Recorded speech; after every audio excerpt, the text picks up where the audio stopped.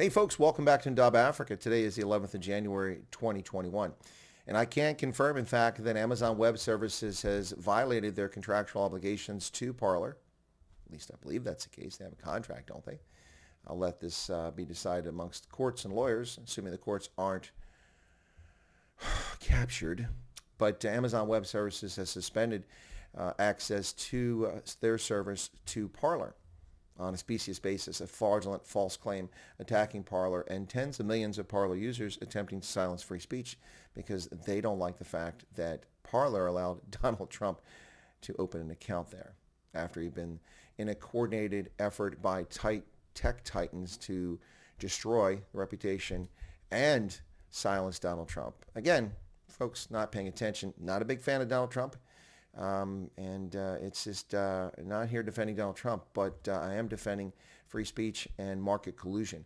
When corporations behave in this fashion, they behave as a cabal, as a oligarchy that deigns to let us or not let us do certain things. This should scare everyone about the internet. It should scare you all. This isn't state control. This is the collusion of a few privileged, uber wealthy, rich, selfish white people who've made this decision. People with wealth beyond all of our imagination, and they've silenced tens of millions of people because they're angry at one person.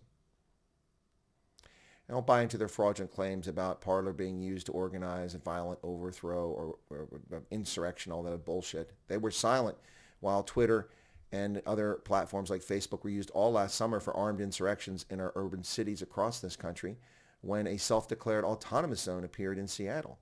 That's an insurrection. That's treason. You don't break away from the United States and form your own country.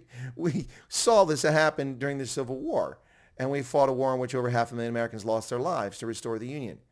Yet last summer, politicians like then Senator Kamala Harris and still Senator Kamala Harris for another week encouraged people to loot, burn, rob, and murder in our cities, raising money, bail money for people, the few people actually arrested for their crimes, and she hailed them as heroes, as did Nancy Pelosi, saying, "I can't believe there aren't more uprisings in this country."